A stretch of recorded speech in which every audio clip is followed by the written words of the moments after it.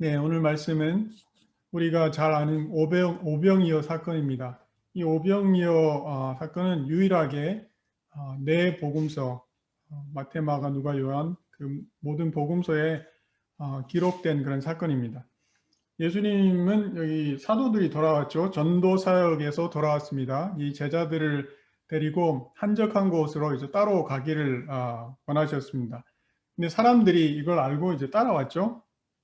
그래서 이제 한두 명이 따라온 게 아니고 얼마나 많은 사람들이 따라왔습니까? 엄청난 무리가 따라왔습니다. 여기 보면 남자만 5천이라고 나와 있는데, 그래서 예수님을 따르는 그 사람들이 얼마나 많았는지 보여주고 있습니다. 예수님의 그 인기가 얼마나 많았는지 컸는지 보여주고 있습니다. 예수님은 이 사람들을 다 이제 받아주시죠. 받아주시면서 어떻게 하셨습니까? 11절 말씀 보니까 무리가 알고 따라왔거늘 예수께서 그들을 영접하사 하나님 나라의 일을 이야기하시며 병 고칠 자들은 고치시더라. 그래서 이제 하나님 말씀을 가르치셨습니다. 말씀을 선포하셨죠. 그리고 병든 자들도 고치셨습니다. 그래서 이렇게 막 사역을 하시는데 어느덧 이제 날이 저물어 가고 있습니다. 이 상황에서 벌어지는 일을 두고 우리가 몇 가지를 좀 생각해 볼 수 있기를 바랍니다. 첫째는 뭔가 하면 나는 작은데 하나님은 크시다는 것이죠. 그래서 여기 보면 날이 저물어 가는데 제자들이 초조해지고 있습니다.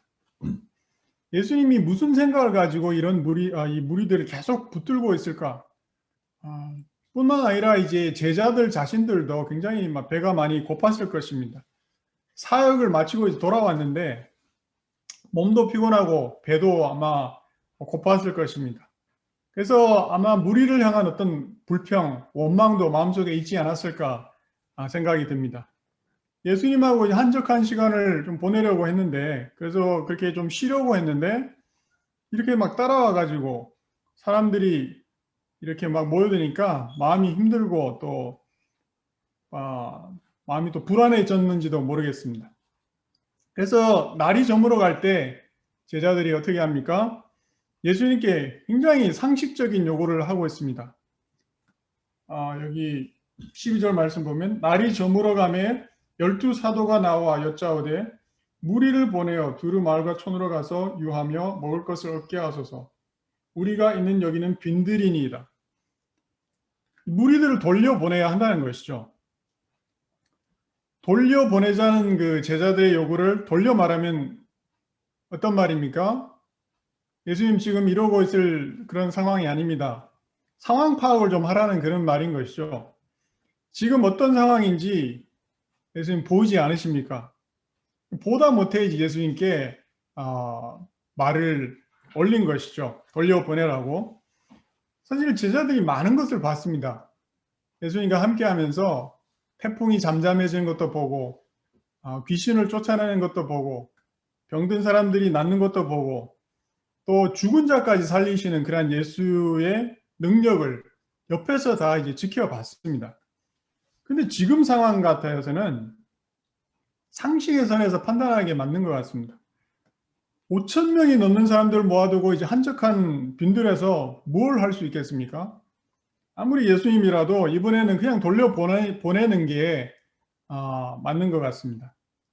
그래서 상식의 선으로 돌아와서 생각하고 이것을 예수님께 부탁드렸을 뿐인 것이죠. 그래서 제자들은 아마 이런 대답을 기다렸을 것입니다. 아이고, 니들 말이 맞다. 내가 정말 가르치고 병 고치느라고 시간 가는 줄 몰랐구나. 그래서 날이 저물어 가니까 어서 이 무리들을 돌려보내도록 하자. 이런 대답을 아마 기다렸을 것 같습니다. 그런데 예수님의 대답이 무엇이었습니까? 굉장히 뜻밖인 대답을 하시는 것이죠. 몇 절 말씀이죠? 13절 말씀 보면 예수께서 이르시되 너희가 먹을 것을 주라. You give them something to eat. 너희가 먹을 것을 주라고 이제 말씀을 하시는 것이죠. 그래서 이런 뜻밖의 그 대답을 두고 제자들이 대답을 합니다. 여짜오되 우리에게 떡 5개와 물고기 2마리밖에 없으니 이 모든 사람을 위하여 먹을 것을 사지 아니하고서는 할 수 없사옵나이다. 할 수 없습니다. 그게 제자들의 대답이었습니다. 다시 말하자면 참 말도 안 되는 소리라는 것이죠. 우리가 가진 음식이라고는 떡 5개, 물고기 2마리 밖에 안 되는데 이 많은 무리를 어떻게 먹입니까? 안 됩니다. 이 말을 합니다. 예수님께서 제자들이 어떤 대답을 하리라고 생각했을 것 같습니까? 예수님께서 제자들이 네, 알겠습니다. 우리가 먹을 것을 주겠습니다. 이런 대답을 하리라고 생각을 했을까요? 그러지 않습니다. 제자들이 그런 대답을 하리라고 예수님은 알고 계셨습니다. 당연히 할 수 없다는 그런 대답을 기다리셨던 것이죠. 그러면 왜 예수님께서 이런 불가능한 요구를 하셨는가? 왜 못하겠다는 그런 대답을 기다리셨는가? 왜 그랬는가 하면 인간의 연약함 그리고 인간의 한계, 무능함을 부각하기 위해서인 것이죠.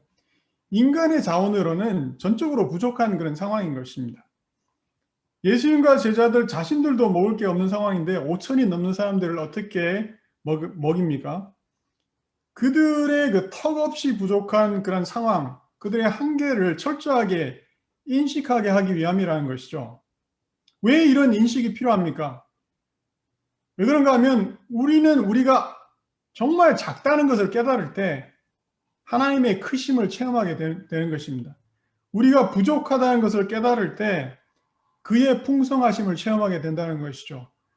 우리가 할 수 없음을 깨달을 때 그가 주시는 능력을 비로소 받을 수가 있게 되는 것입니다. 하나님은 우리에게 때로는 어렵고 힘든 일을 요구하십니다. 우리의 능력으로 할 수 없는 일인 것 같습니다. 왜 그런 요구를 하시는가? 우리가 얼마나 부족한 존재인가를 깨닫게 하기 위해서라는 것이죠. 그래서 그분께 감으로 채워짐을 체험케 하도록 하기 위함입니다. 나의 자금, 나의 부족함을 들음으로써 능력 주시는 자의 그 능력을 체험하게 하기 위함이라는 것이죠. 여러분, 우리가 하나님 일을 하면서 어떤 준비를 할 수가 있습니까? 무엇을 준비할 수 있습니까? 이런저런 준비를 우리가 할 수 있겠죠? 책을 읽을 수도 있고, 연구를 할 수도 있고, 회의를 열고, 또 예산을 세웁니다. 사람을 모아서 팀을 만드는 등 이런저런 준비를 할 수가 있습니다. 이런 준비가 다 필요합니다. 굉장히 중요합니다. 근데 가장 중요한 준비는 무엇인가? 우리 마음의 준비라는 것이죠. 그 준비가 무엇인가 하면 내가 가진 것이 지극히 작다는 것. 우리가 너무나도 부족한 존재인 것을 전적으로 깨닫는 것입니다. 그래서 우리의 모든 준비된 계획 밑에 하나님을 전적으로 의지하고 신뢰하는 그러한 간절한 믿음을 가지는 것이죠. 준비하고 계획하는 게 중요합니다. 근데 이게 오히려 독이 될 수도 있습니다. 어떻게 준비하고 계획하는 게 독이 될 수 있습니까? 이런 준비 속에서 이런 준비로 하여금 내가 교만하게 되고 또 이런 준비로 하여금 내가 인간적인 확신을 가지게 되고 이런 것들에 의지하게 되면 오히려 독이 된다는 것이죠. 하나님의 일을 하려고 준비를 하는데 준비된 것을 의지하고 하나님을 의지하지 않는 그러한 모순이 일어날 수 있다는 것입니다. 여러분, 우리는 어떤 인간적인 일을 할 때 내가 가진 게 무엇인가 여기서부터 시작하죠. 사업을 할 때도 그렇고 무슨 계획을 세울 때에든 현실을 보고 내가 가진 어떤 인벤토리가 뭔가 여기서부터 이제 시작을 합니다. 그리고 좀 더 나아가서 내가 가진 어떤 능력이 무엇인지, 조직의 능력이 무엇인지, 기관이 가진 가능성, 이런 것에 기초해서 구상을 하고 그럽니다. 하나님의 일은 조금 다릅니다. 하나님의 일도 내가 가진 게 무엇인가 이걸 보아야 됩니다. 나의 현실이 무엇이며 교회의 현실이 무엇인지 어떠한지를 진단할 수 있어야 합니다. 근데 여기서 이제 달라지는 게 한 가지가 있는데 그건 뭔가 하면 나의 연약함을 인식하는 동시에 하나님의 능력을 믿는 그 믿음이라는 것이죠. 하나님이 일하시면 나의 연약함에도 불구하고 이루신다는 확신을 가지는 것입니다. 내가 아니고 우리가 아니고 그분을 바라보는 것이죠. 그분의 능력, 그분의 공급하심, 그분의 인도하심을 믿고 나아가는 것입니다. 그래서 나는 작지만 하나님은 크다는 것. 그 교훈을 우리는 배울 수 있어야 되겠습니다. 둘째로 여기 보면 예수님께서 이런 요구를 하신 또 다른 이유가 있습니다. 너희가 먹을 것을 주라는 그런 요구를 하시는데 예수님은 제자들과 동력하기를 원하셨던 것이죠. 제자들을 통해서 일하고자 하셨습니다.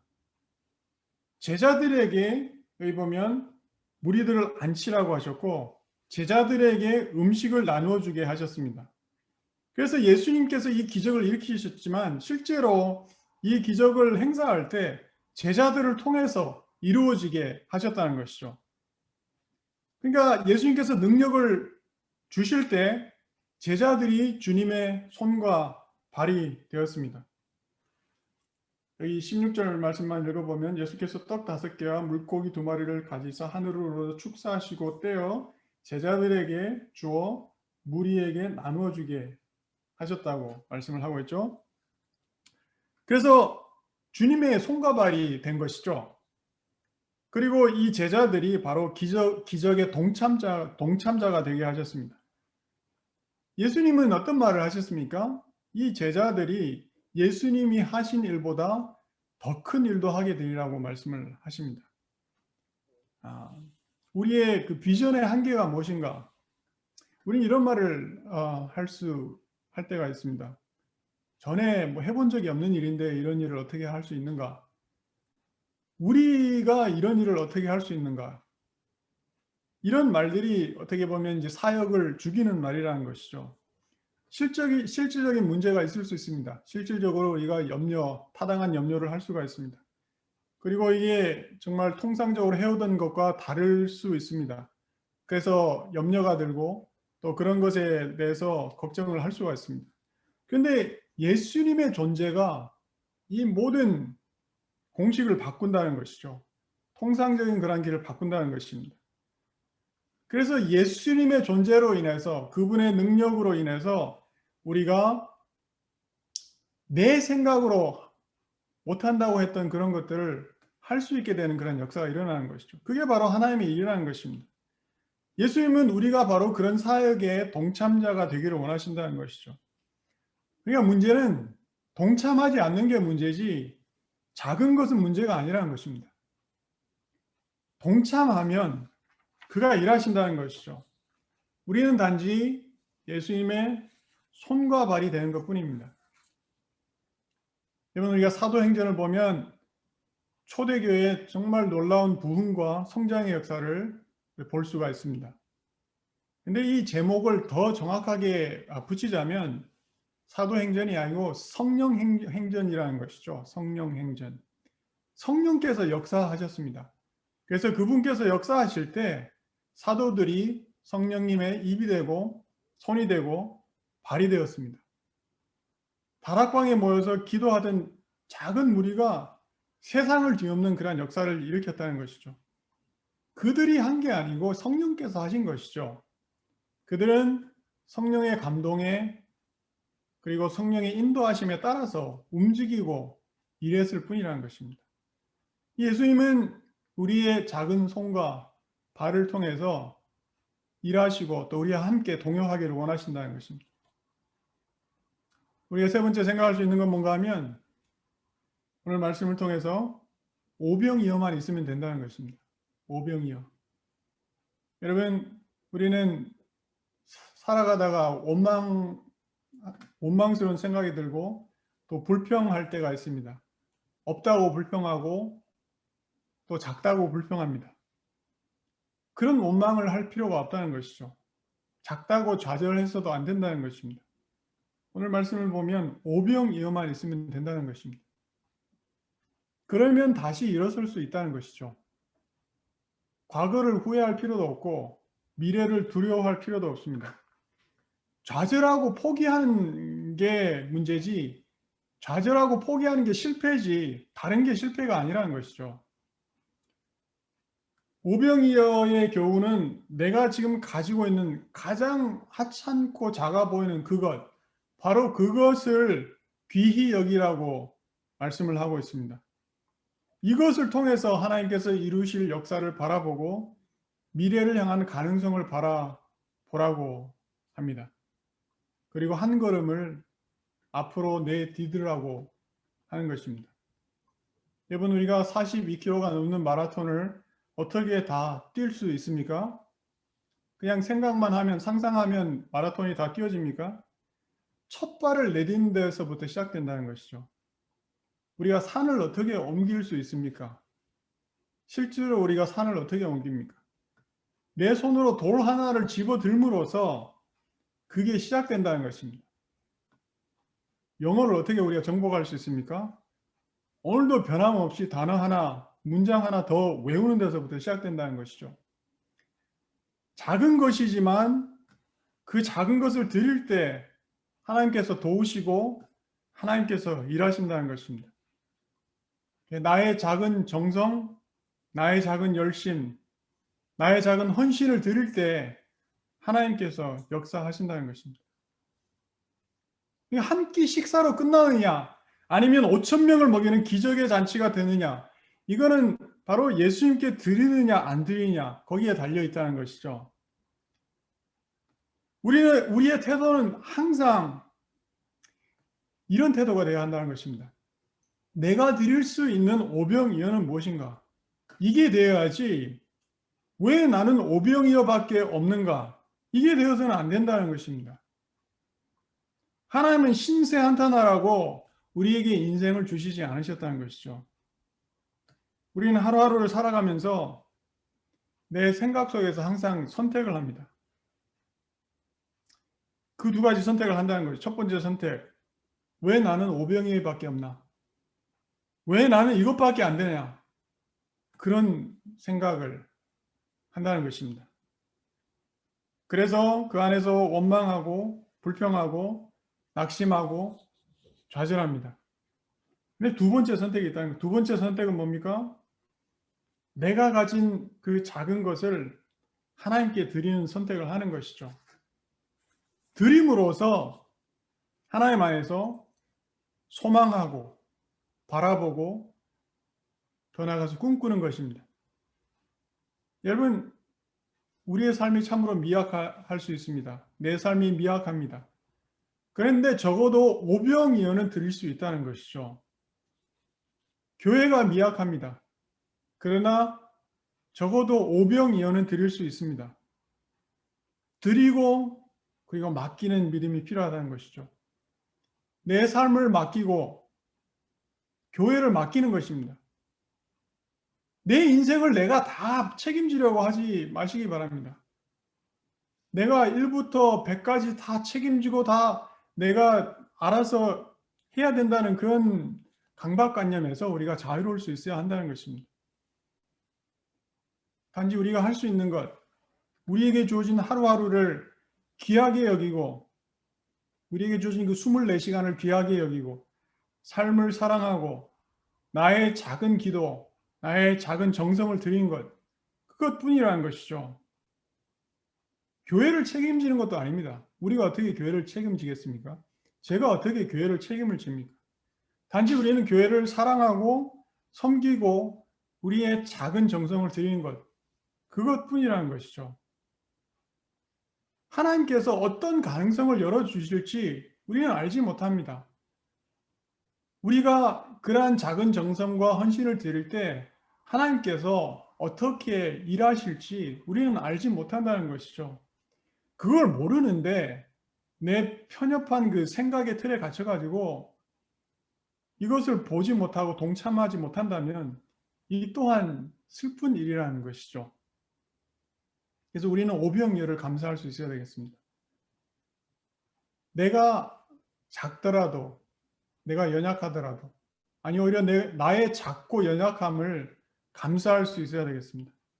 우리에게 주어진 이 작은 하루를 감사하고 우리 앞에 놓여진 조촐한 식단을 감사하고 감사함 속에서 하나님의 축복을 체험할 수 있어야 되겠습니다.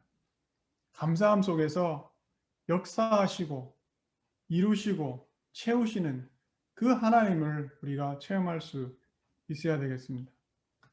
그래서 오늘 이러한 그 작은 헌신이 주어졌을 때, 오병이어가 드려졌을 때 놀라운 기적의 역사가 일어나는 것을 볼 수가 있습니다. 여기 보면 16절, 17절을 읽겠습니다. 예수께서 떡 5개와 물고기 2마리를 가지사 하늘을 우러러 축사하시고 떼어 제자들에게 주어 무리에게 나누어 주게 하시니 먹고 다 배불렀더라.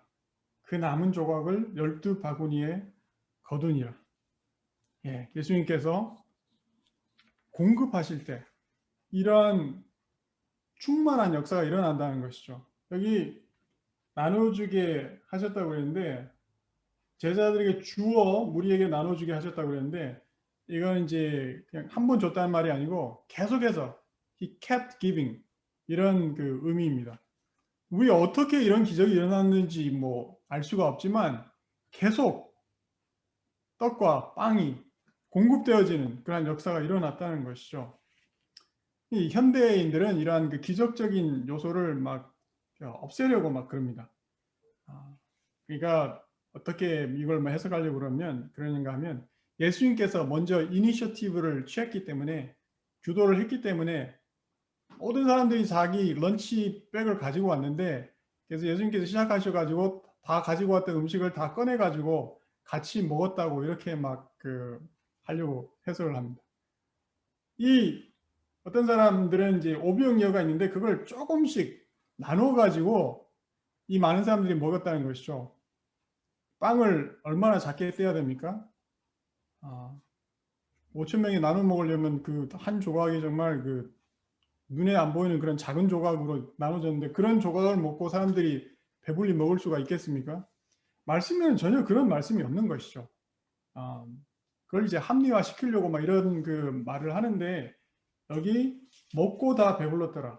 그 남은 조각을 12바구니에 거두니라. 너무나도 이제 풍성하게 나누어졌기 때문에 남은 게 오히려 처음 시작했던 것보다 더 많은 것을 말씀을 해주고 있습니다. 이 예수님께서 우리에게 공급해 주시는 하나님이시라는 것이죠. 우리의 삶 속에 모든 필요를 채우시기에 충분한 능력을 가지신 분이라는 것입니다. 그래서 로마서 8장 32절에 보면 이런 말씀이 있습니다. 제가 빨리 찾아서 읽어드리겠습니다. 8장 32절 말씀 보면 자기 아들을 아끼지 아니하시고 우리 모든 사람을 위하여 내주시니가 어찌 그 아들과 함께 모든 것을 우리에게 주시지 아니하겠느냐. 모든 것을 우리에게 주시지 아니하겠느냐. 하나님의 능력은 우리에게 필요한 것을 충분히 공급해 주실 수 있는 그런 분이라는 것이죠. 여러분, 하나님께서 과거에 우리를 도우신 그런 체험이 있으신 분이 있을 것입니다. 그러면 전에 그런 일을 한번 하셨는데 오늘은 못 하시는 분이 하나님이십니까? 오늘도 동일하게 역사하실 수 있다는 그 믿음을 가지는 것이 중요하다는 것이죠. 과거에 도우신 하나님이 오늘도 도우신다는 것입니다. 이게 얼마나 계속될 거라고 생각을 하십니까? 오늘 만약에 그런 역사가 일어난다면 그걸로 끝입니까? 그렇지 않다는 것이죠. 과거에 공급해 주시고 도우신 하나님이 오늘도 동일하게 공급해 주시고 도우시는데 내일도 그러한 역사가 동일하게 일어날 수 있다는 것입니다. 이게 얼마나 계속될 수 있는가? 영원토록 계속된다는 것이죠.